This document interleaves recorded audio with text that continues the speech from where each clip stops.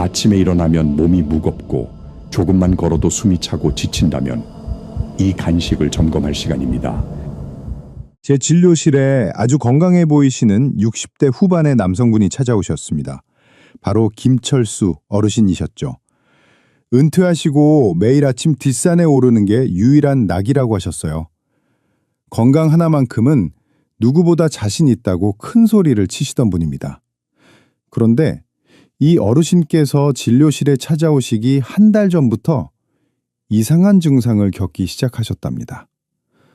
아침에 눈을 뜨면 머리가 맑은 게 아니라 마치 솜이 물에 젖은 것처럼 무겁고 띵하다고 하셨어요.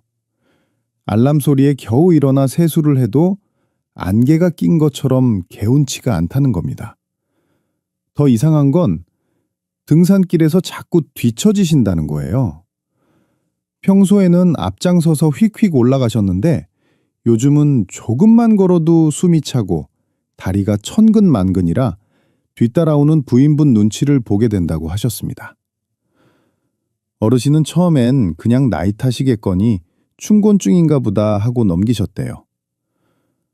그런데 날이 갈수록 아침에 몸이 무거워지는 느낌이 드니까 덜컥 겁이 나신 겁니다. 화면을 보고 계신 여러분께 한번 여쭤보겠습니다. 여러분의 아침은 어떻습니까? 혹시 김철수 어르신처럼 자고 일어났는데도 잔 것 같지 않고 유독 아침 시간에 몸이 붓거나 머리가 무겁지는 않으신가요? 많은 분들이 그저 피곤해서 그렇겠지, 나이가 들어서 그렇겠지 하고 대수롭지 않게 넘기십니다. 하지만 여러분, 만약 그런 증상을 느끼셨다면 절대 그냥 넘기시면 안 됩니다. 그건 단순한 피로가 아닙니다. 어쩌면 여러분이 잠들어 있는 사이 여러분의 몸이 밤새도록 공격을 받았다는 아주 위험한 신호일 수 있습니다. 특히 김철수 어르신처럼 건강에 자신 있는 분들이 더 위험할 수 있습니다. 왜냐하면 본인이 건강을 위해 매일 밤 챙겨 드시던 어떤 음식이 오히려 그 공격을 부추기는 원인이었을 수 있기 때문입니다. 김철수 어르신도 제 설명을 듣고는 얼굴이 하얗게 질리셨습니다. 건강해지려고 매일 밤 정성껏 챙겨 먹었는데 그게 몸을 망치고 있었을 줄은 꿈에도 몰랐다고 하셨죠. 오늘 이 시간에는 바로 이 아침의 불편함에 대해 이야기해 드리려 합니다. 왜 유독 아침 5시에서 9시 사이 이 기상시간에 응급실이 가장 바쁜지, 그리고 여러분이 건강을 위해 챙겨 드시는 그 습관이 어떻게 여러분의 건강을 배신할 수 있는지 그 무서운 진실을 낱낱이 파헤쳐 드리겠습니다. 오늘 이야기가 앞으로 여러분의 아침을 바꿀 중요한 계기가 될 거라 확신합니다. 기대되신다면 좋아요 버튼 한 번만 꾹 눌러주십시오. 그럼 지금부터 그 놀라운 이야기를 시작하겠습니다. 김철수 어르신의 이야기를 듣고 제가 제일 먼저 확인한 것이 바로 혈압이었습니다. 그리고 부인분께 평소 어르신의 수면 습관을 자세히 여쭤봤습니다. 여러분, 왜 그토록 많은 뇌졸중이나 심근경색 환자가 유독 아침 5시에서 9시 사이에 응급실로 실려오시는 걸까요? 통계적으로도 아침 기상시간에 뇌졸중이 발생하는 비율이 46.1%에 달합니다. 하루 중 거의 절반이 이 4시간에 몰려있는 겁니다. 그 이유는 바로 우리 몸의 혈압 변동성 때문입니다. 건강한 사람은 자는 동안 혈압이 낮아졌다가 아침에 잠에서 깨어나 활동을 준비하면서 서서히 올라갑니다. 그런데 이 혈압의 조절 장치가 고장난 분들은 이 아침 시간에 혈압이 감당할 수 없을 만큼 치솟아 버립니다. 제가 부인분께 여쭤봤을 때 결정적인 말씀을 해주셨습니다. 김철수 어르신께서 코를 너무 심하게 고시는데 그게 그냥 고는 정도가 아니라 자다가 컥 하고 숨이 멎는 순간이 자주 보인다는 겁니다. 숨이 한참 멈췄다가 푸아 하고 거칠게 숨을 몰아쉬는 일이 하룻밤에도 몇십 번씩 반복된다고 하셨어요. 이게 바로 수면 무호흡증입니다. 여러분, 이 수면 무호흡증이 얼마나 무서운 것인지 제가 비유를 들어 설명해 드리겠습니다. 여러분이 8시간 동안 잠을 자는 내내 1분에 한 번꼴로 누군가가 여러분의 목을 살짝 졸랐다가 푸는 것을 수백 번 반복한다고 상상해 보십시오. 끔찍하지 않으신가요? 숨이 컥 하고 멎으면 우리 몸에서는 어떤 일이 벌어질까요? 혈액 속의 산소 농도가 급격하게 떨어집니다. 그럼 우리 뇌는 비상사태다, 주인이 죽겠다 하고 경보를 울립니다. 당장 뇌로 상소를 보내라고 온몸에 명령을 내립니다. 그럼 이 명령을 받은 심장과 혈관은 어떻게 할까요? 뇌를 살리기 위해 죽을 힘을 다해 혈압을 쥐어짜서 올립니다. 200, 250까지도 폭발적으로 혈압이 치솟는 겁니다. 이 끔찍한 전투가 여러분이 주무시는 동안 하룻밤에 수백 번씩 벌어지는 겁니다. 8시간 내내 혈관은 목이 졸렸다가 폭발했다가를 반복하는 겁니다. 여러분의 혈관이 과연 이걸 버텨낼 수 있을까요? 그렇게 밤새 시달린 혈관이 가장 약해진 시간, 바로 혈압이 다시 요동치는 새벽과 아침에 결국 터져버리는 겁니다. 이건 절대 과장이 아닙니다. 실제로 뇌졸중 환자의 70%가 이 수면 무호흡증을 가지고 있습니다. 10명 중 7명입니다. 수면 무호흡증이 있으면 뇌졸중 위험이 없는 사람보다 적게는 4배, 많게는 8배까지 높아집니다. 김철수 어르신은 바로 이 시한폭탄을 매일 밤 안고 주무셨던 겁니다. 본인은 그저 피곤해서 코를 곤다고만 생각하셨지만 실제로는 매일 밤 뇌혈관이 터지기 직전에 사투를 벌이고 있었던 거죠. 그런데 더 큰 문제는 지금부터입니다. 어르신은 이 활활 타오르는 불길에 본인도 모르게 매일 밤 기름을 붓고 계셨습니다. 여기까지 들으시면서 내 얘긴가? 싶으신 분들 계실 겁니다. 가족 중에 코 고는 분이 계신가요? 코 고는 거 절대 대수롭게 여기시면 안 됩니다. 이 중요한 정보를 나만 알지 마시고 공유하기 버튼을 눌러 소중한 가족과 지인들에게도 꼭 알려주십시오. 당신도 위험할 수 있다고요. 그 불길에 부은 기름이 뭐였냐고요? 바로 김철수 어르신이 건강을 위해 매일 밤 챙겨 드시던 그것이었습니다. 어르신께서는 마트에서 파는 볶은 견과류는 소금도 많고 안 좋을 것 같아서 일부러 비싼 생호두와 생아몬드를 사셨답니다. 그리고 매일 밤 10시 텔레비전을 보시면서 프라이팬에 직접 그걸 볶아 드셨어요. 여기까지만 들으면 정말 건강을 살뜰히 챙기시는 어르신 같죠? 그런데 문제가 있었습니다. 어르신은 고소한 맛을 더하려고 거기에 기름을 살짝 둘렀고 짭짤해야 맛있다며 소금도 솔솔 뿌려서 볶아 드셨던 겁니다. 김철수 어르신은 이게 최고의 건강식이라고 굳게 믿고 계셨습니다. 여러분, 여기서 뭐가 문제인지 아시겠습니까? 머릿속으로 잠깐 생각해 보세요. 맞추셨다면 정말 대단하십니다. 못 맞추셨더라도 괜찮습니다. 제가 지금부터 왜 이 홈메이드 소금 플러스 기름 볶은 견과류가 수면 무호흡증이라는 불길에 기름을 붓는 최악의 행동이었는지 견과류에 대한 7가지 진실과 함께 설명해 드릴게요. 첫 번째, 가장 큰 문제는 소금입니다. 어르신은 홈메이드니까 건강하다고 하셨지만 소금을 넣는 순간 이건 독이 됩니다. 우리 몸은 밤에 잠을 잘 때 혈압이 낮보다 10%에서 20% 정도 뚝 떨어져야 정상입니다. 심장과 혈관도 쉬는 시간이죠. 그러려면 몸 안에 불필요한 수분이 소변 등으로 빠져나가야 합니다. 그런데 밤 10시에 소금, 즉 나트륨을 드시면 어떻게 될까요? 이 소금이 우리 몸에 물을 빼내는 배수구를 꽉 막아버립니다. 물이 빠져나가질 못하고 혈관 안에 갇히는 거예요.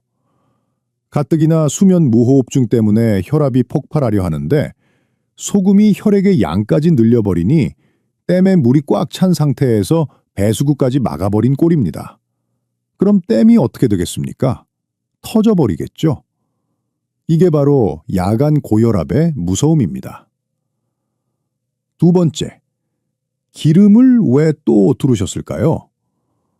피칸이나 호두 같은 견과류는 그 자체로 이미 80%에서 90%가 지방입니다. 물론 이건 불포화 지방산이라는 아주 좋은 기름이죠. 제가 비유를 하나 들겠습니다. 견과류 속의 이 좋은 기름은 우리 혈관 벽에 낀 물때나 기름때를 닦아주는 청소솔입니다. 그런데 거기에 나쁜 포화지방이나 소금을 덧칠하면 어떻게 될까요? 그 깨끗한 청소솔에 시멘트 반죽을 묻혀서 혈관을 문지르는 것과 똑같습니다. 혈관을 닦아내는 게 아니라 오히려 더 막아버리는 겁니다. 세 번째, 김어르신도 호두에 대한 오해를 하고 계셨습니다. 밤에 호두를 먹으면 가슴이 아파서 심장에 안 좋다는 방송을 보셨다는 겁니다. 아닙니다. 그건 심장이 아픈 게 아닙니다. 밤늦게 기름진 호두가 들어가니 위산이 역류해서 식도가 타는 듯이 아픈 겁니다. 이걸 심장 통증으로 오해하신 거죠. 호두 자체는 혈관에 정말 좋은 음식입니다. 네 번째, 잣은 어떻습니까? 잣은 오메가6가 많아서 염증을 유발한다는 이야기가 있죠. 이건 편식의 문제입니다.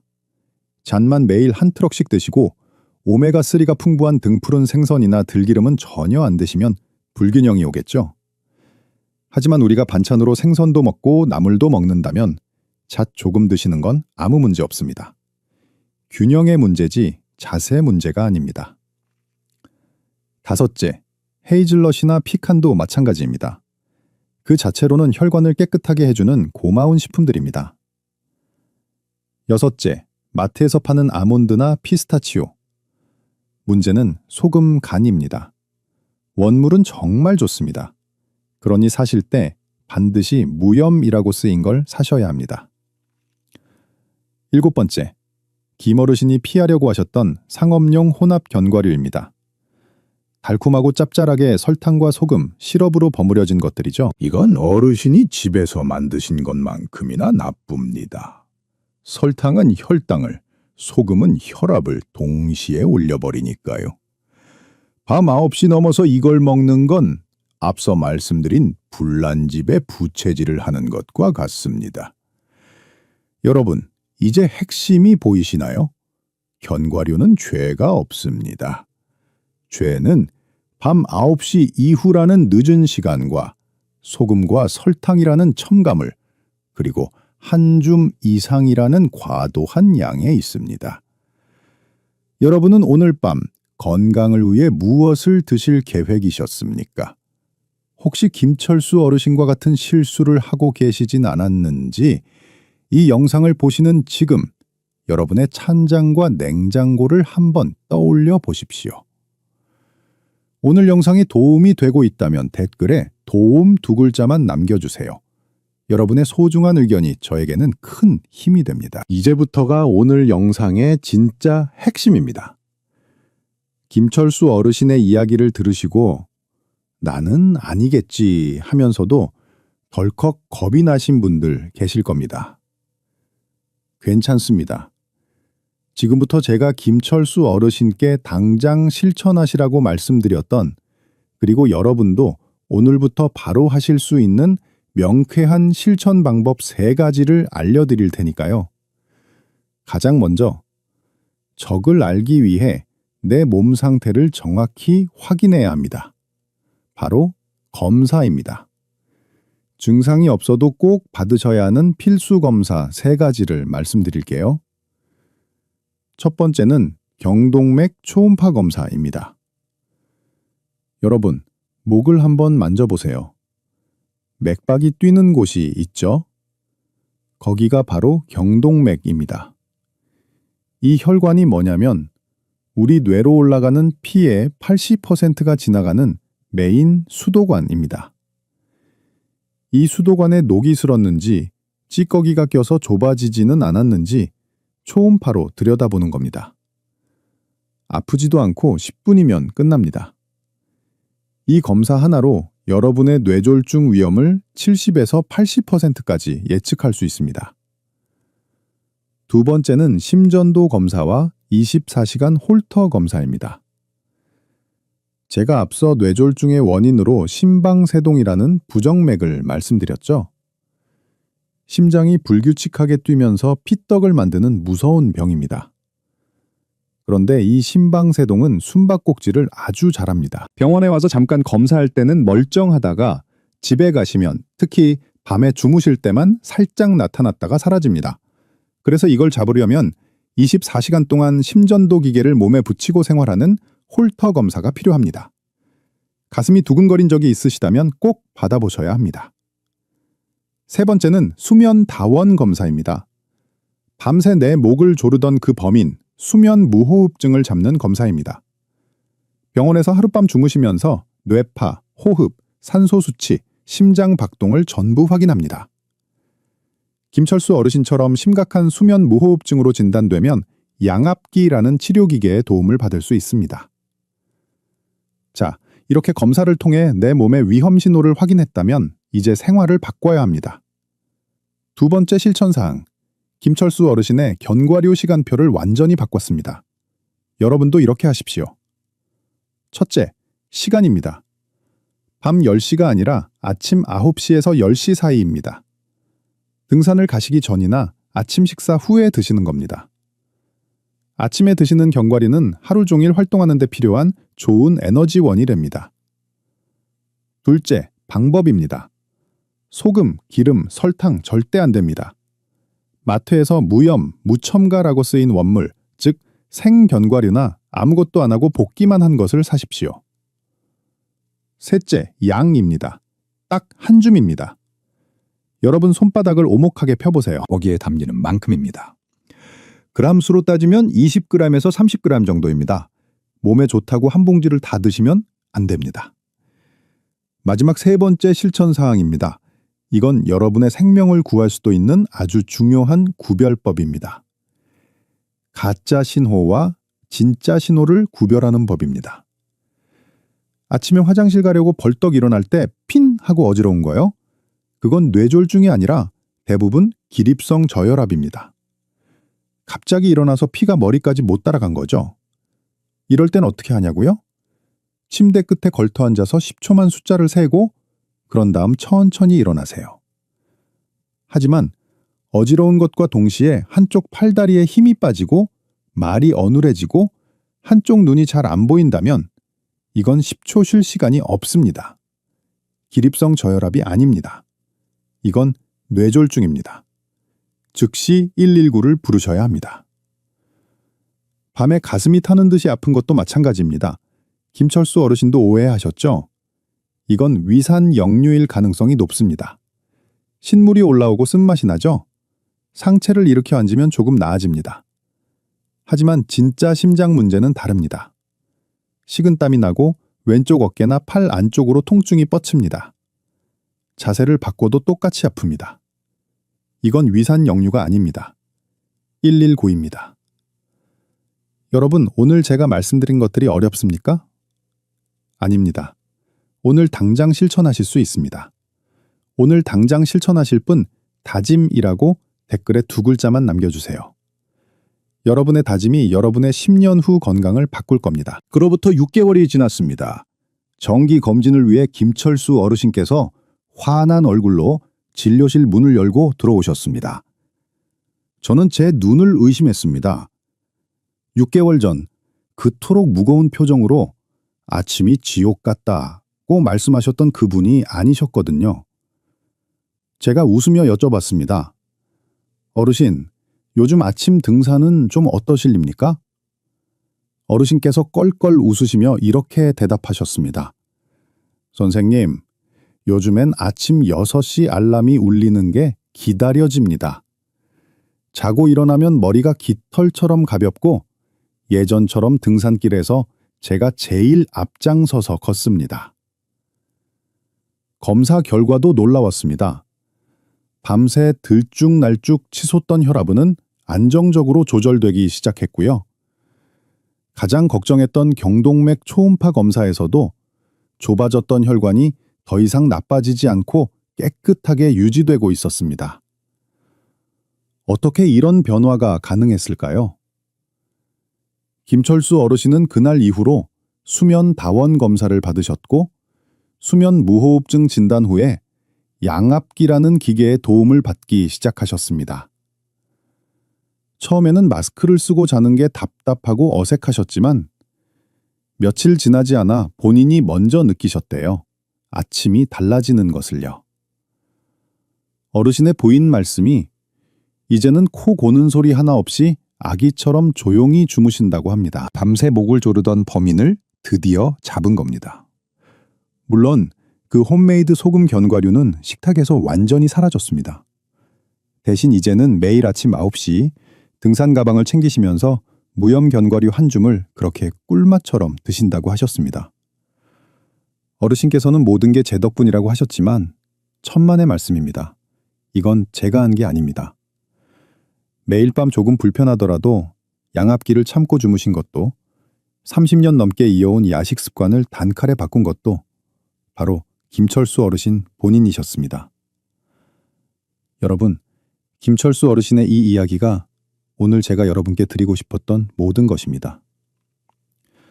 마지막으로 오늘 영상의 핵심, 딱 3가지만 정리해 드리겠습니다. 이것만은 꼭 기억하십시오. 첫째, 아침에 유독 몸이 무겁고 머리가 아프다면 절대 나이 탓이나 피로 탓으로 넘기지 마십시오. 그것은 여러분이 잠든 사이 수면 무호흡증과 야간 고혈압이 여러분의 몸을 공격했다는 SOS 신호입니다. 둘째, 견과류는 훌륭한 건강식품이 맞습니다.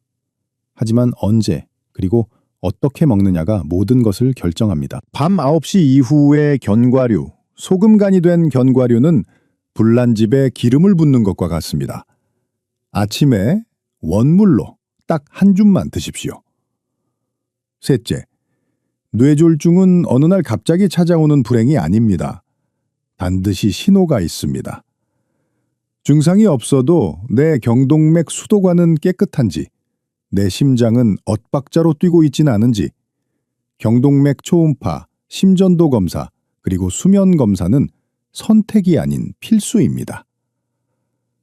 여러분의 아침도 김철수 어르신처럼 얼마든지 가뿐해질 수 있습니다. 나중에가 아니라 오늘 밤부터 시작하십시오. 오늘 밤 9시 이후에는 깨끗한 물 한 잔 외에는 아무것도 드시지 않는 것, 그것부터 실천해 보십시오. 제 진료실에서 아픈 모습으로 여러분을 뵙는 것보다 여러분께서 건강하게 동네를 산책하시고 뒷산을 오르신다는 소식을 듣는 것이 저에게는 몇 배 더 큰 기쁨입니다. 오늘 영상이 여러분의 건강하고 가뿐한 아침을 되찾는데 작은 도움이 되기를 진심으로 바랍니다. 더 유익한 건강 정보를 계속 받아보시려면 구독과 알림 설정도 잊지 마십시오. 다음 시간에 더 좋은 내용으로 찾아뵙겠습니다. 건강하십시오. 감사합니다.